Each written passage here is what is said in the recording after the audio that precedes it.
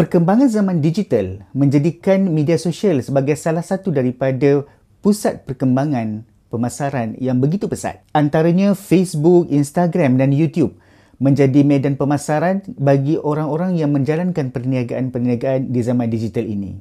Kali ini kita akan fokus kepada Facebook yang menjadikan Facebook sebagai medan pemasaran lebih daripada penggunaan yang biasa seperti kita friend dan juga mencari kawan-kawan di Facebook. Tapi kali ini kita menggunakan Facebook untuk menjadikan ia sebagai medan pemasaran bagi perniagaan kita di zaman digital. Malah, ia mampu untuk menjadi medan pemasaran dan juga jentera yang hebat untuk menjadikan bisnes kita dan juga perniagaan kita satu perniagaan yang begitu untung. Kita akan menggunakan Facebook dan dengan menggunakan Facebook itulah kita akan menggunakan Facebook Ads ataupun FB Ads untuk mendapatkan lebih ramai lagi pelanggan-pelanggan kita untuk membeli produk dan juga services yang kita tawarkan. Bagaimana Facebook mendapatkan data? Bagaimanakah elemen-elemen yang berada dalam FB Ads? Apakah dia unsur-unsur yang terdapat di dalam FB Ads menjadikan segala informasi yang terdapat dalam Facebook sebagai salah satu daripada pengkalan data bagi kita mencari klien database kita? Apakah dia teknik untuk kita mensasarkan iklan FB Ads kita, mesej komunikasi yang kita nak sampaikan dan juga teknik dashboard Facebook yang akan dapat memberi manfaat yang begitu hebat bagi kita?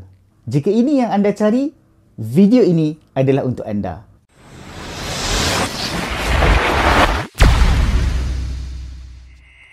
Assalamualaikum warahmatullahi taala wabarakatuh dan hai, saya Zul. Saya akan membantu anda untuk membina potensi diri yang hebat menggunakan Facebook Ads untuk perniagaan anda menjadi lebih membangun dan mendapatkan klien dan juga pelanggan yang lebih ramai. Ini akan memberikan kesan yang begitu hebat kepada perniagaan anda dan juga teknik pemasaran yang hebat bagi anda menggunakan Facebook Ads. Jom kita teruskan dengan modul kali ini.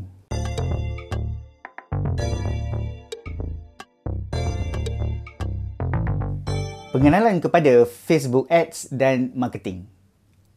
Mengenal pasti bagaimana cara Facebook mendapatkan maklumat adalah sangat penting bagi kita sebelum kita mengetahui tentang selok-belok Facebook Ads dan juga marketing.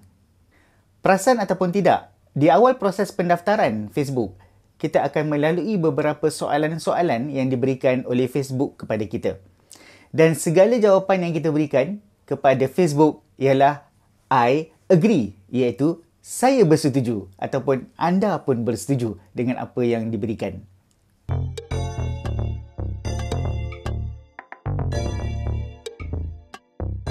Apakah dia 3 perkara yang telah anda nyatakan bahawa I agree ataupun saya bersetuju?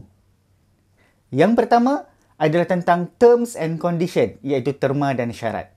Yang kedua adalah tentang data policy, yang mana kita memasukkan data kita secara sukarela ataupun paksa rela. Kalau tak ada, macam mana kita nak masukkan data tu? Jadi paksa ataupun rela, data yang kita masukkan, itulah yang kita tandakan bahawa I agree ataupun kita bersetuju untuk memberikan data kita kepada Facebook. Perkara yang ketiga adalah tentang cookies usage policy, yang mana di dalam cookies tersebut, segala data-data yang kita lakukan, apa sahaja proses yang kita tekan semasa di dalam Facebook akan disimpan oleh Facebook dan akan digunakan oleh Facebook bagi menjana data-data tersebut. Setelah kita bersetuju untuk menyatakan bahawa saya bersetuju ataupun I agree dengan 3 perkara tersebut, apa yang berlaku? Tiba-tiba kita dapati bahawa kita buka sahaja Facebook, ada sesuatu yang berkenan di hati kita akan muncul di dalam Facebook line kita ataupun timeline kita. Tiba-tiba je apa yang kita fikirkan, apa yang kita idamkan, pang, tiba-tiba ada kat depan mata kita. Itulah dia, generasi Facebook ataupun algoritma yang telah dijana oleh Facebook yang mendapatkan data-data kita apabila kita menyatakan bahawa kita bersetuju untuk memberikan data-data kita kepada Facebook. Tiba-tiba je kita nampak iklan yang datang kepada kita. Iklan-iklan yang diberikan oleh Facebook kepada kita tepat dan disasarkan kepada kita apabila kita menyatakan apa yang kita minat, apa yang kita tahu dan apa yang kita cari di dalam Facebook. Sama ada melalui data yang kita masukkan ataupun daripada data-data yang berada dalam cookies yang kita masukkan selama ini. Bagaimana Facebook boleh mencari iklan-iklan yang tertentu yang kita berkenan? Pernah anda terfikir bagaimana caranya? Pandai ke Facebook ni untuk membaca kata hati kita ataupun menyelami jiwa kita? Adakah Facebook mampu untuk merasai apa yang kita rasa ataupun apa yang kita mahukan? Facebook seolah-olah tahu apa yang kita idamkan. Facebook juga seolah-olah tahu apa kata gerak hati kita ataupun apakah naluri kita. Facebook juga tahu apa yang berlaku, bila ianya berlaku, di mana ianya berlaku dan bagaimana ia berlaku juga Facebook mampu untuk mengetahuinya. Bagaimana Facebook tahu? Ia adalah kerana anda, saya dan kita semua yang menggunakan Facebook, kita share apa yang kita mahukan di dalam Facebook. Kerana itu, semua maklumat-maklumat yang ada di dalam Facebook akan dikongsikan bersama-sama apabila kita mengatakan bahawa kita bersetuju untuk berkongsi data tersebut. Sebagai contoh, maklumat yang kita isikan dan akan diterjemahkan oleh Facebook sebagai sasaran. Kita mengambil contoh jika ia adalah seorang wanita Muslim yang menutup aurat, bekerja, berumur di antara 25 hingga 45 tahun. Iklan yang Facebook akan carikan untuk saya adalah tentang promosi pakaian muslimah. Jadi dengan itu, mengenal pasti cara Facebook mengumpul maklumat anda dan menggunakannya untuk memaparkan iklan-iklan yang berkaitan dengan anda adalah sangat penting.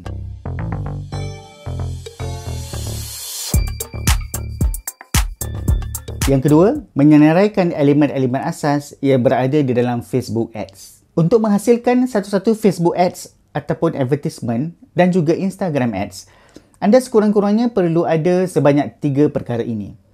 Yang pertama, Facebook page ataupun Instagram page untuk anda jalankan Facebook Ads tersebut. Yang kedua, anda perlukan satu kad kredit ataupun kad debit untuk anda membuat pembayaran tentang Facebook Ads tersebut. Yang ketiga, yang sangat penting sebenarnya yang kita selalu lupakan, bahawa apabila kita dah ada Facebook page, kita dah ada kad kredit ataupun kad debit, yang kita perlukan adalah sasaran pelanggan ataupun kita namakan sebagai avatar. Avatar inilah yang kita mahukan iklan kita ini ditujukan kepada dia ataupun kepada orang yang kita tujukan.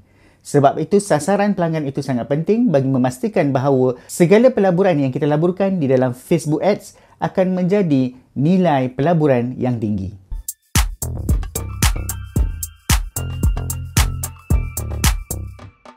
Perkara yang ketiga, kita perlu tentukan tentang sasaran, kempen dan juga mesej komunikasi ataupun iklan yang kita nak sampaikan itu. Di dalam ini ada sebanyak 3 elemen asas yang kita perlu titik beratkan dan ia berada di dalam istilah di dalam bahasa Inggeris. Saya akan menggunakan istilah bahasa Inggeris yang sama seperti mana yang kita dapati di dalam Facebook. 3 perkara tersebut adalah yang dinamakan yang pertama sekali kempen, yang kedua advert set, yang ketiga advert. Kempen adalah objektif tentang Facebook Ads yang kita nak laksanakan.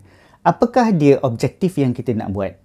Apakah matlamat Facebook Ads kita? Advert set pula adalah tentang sasaran pelanggan anda. Ingat yang saya katakan tadi tentang avatar, advert set inilah yang akan merujuk kepada avatar tersebut. Yang ketiga tentang advert, iaitu mesej komunikasi anda. Bagi kempen, ia adalah objektif tentang anda untuk membuat ads tersebut. Kenapa anda buat ads ini? Sebagai contoh, saya membuat ads ini adalah untuk orang membeli dengan saya. Advert set adalah tentang sasaran pelanggan anda ataupun avatar. Siapakah sasaran penerima ads anda secara khusus? Apakah umur dia, pekerjaan, maklumat diri yang berkaitan tentang sasaran pelanggan anda?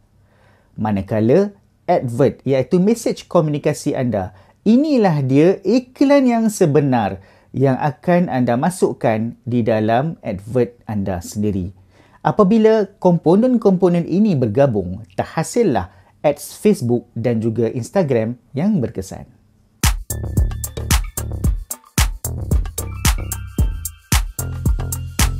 Sekarang adalah masanya untuk kita memahami Facebook Dashboard untuk membantu anda membuat Facebook Ads dengan lebih baik. Untuk langkah yang pertama, apa yang kita akan lakukan ialah kita perlu pergi kepada bahagian create di sini.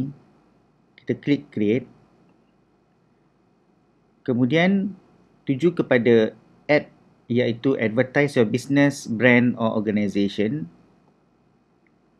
Ini akan membawa anda masuk ke dalam satu page yang mana ia akan memfokuskan kepada Ads Manager.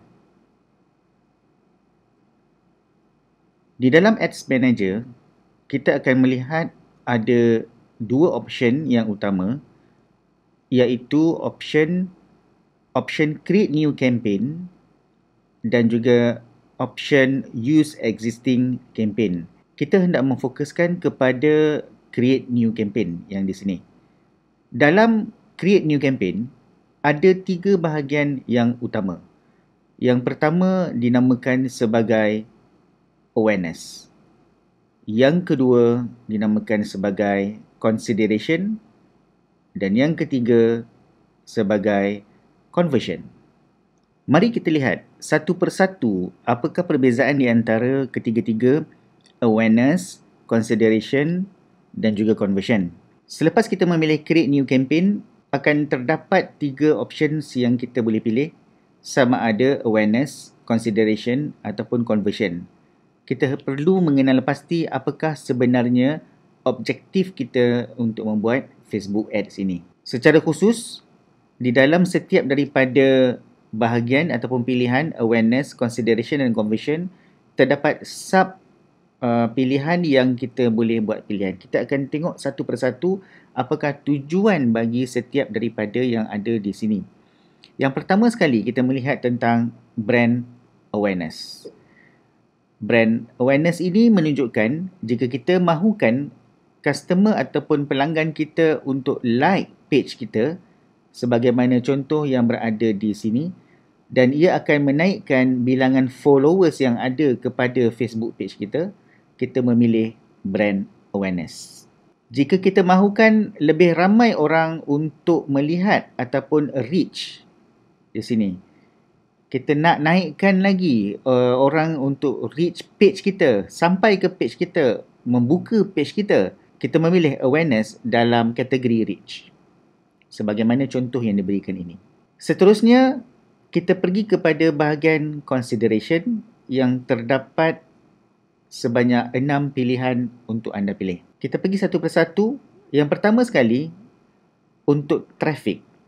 Tujuan traffic adalah apabila pelanggan kita klik FB Ads dalam kategori consideration traffic, pelanggan akan dibawa kepada satu page yang telah pun kita bina supaya kita akan mempunyai engagement dengan klien tersebut pada page tersebut. Dalam contoh ini, apabila klien klik hanangroup.com, page yang seterusnya yang akan dibawa oleh page tersebut adalah Hanan Group website.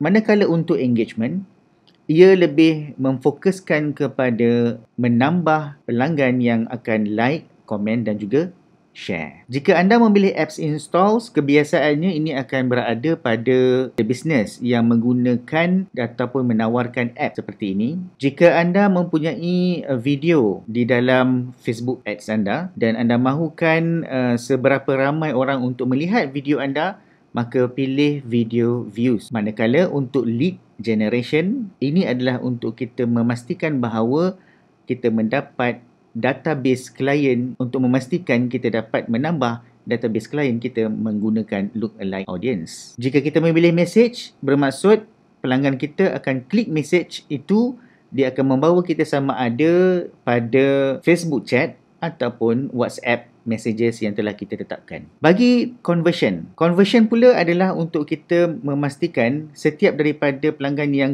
klik conversion tersebut akan masuk ke dalam lookalike audience yang telah kita sediakan. Jika kita mempunyai katalog sales yang tersusun, kita ada beberapa produk yang kita mahu jual, dan pastikan bahawa produk tersebut kita hendakkan klien kita klik dan juga pilih, kita boleh memilih katalog sales. Dan yang terakhir sekali adalah tentang store traffic, yang mana kita menunjuk lokasi store kita ataupun lokasi kedai yang akan kita pasarkan.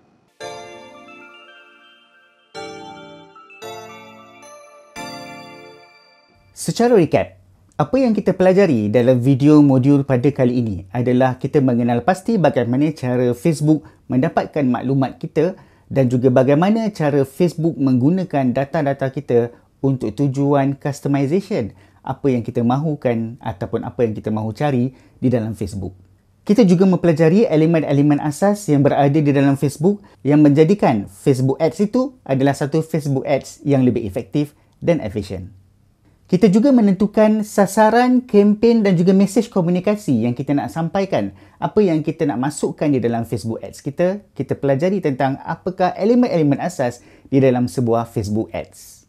Dan yang keempat, kita memahami tentang Facebook Dashboard yang kita boleh gunakan untuk kita memahami di manakah sebenarnya audiens-audiens yang akan menerima sasaran-sasaran Facebook Ads kita, menjadikan ia lebih berkesan. Dan pada itu kita mengenali custom dan juga look-alike audience. Dan itu akan memberikan pendekatan dan juga pendedahan yang lebih baik kepada Facebook Ads yang kita hendak sasarkan.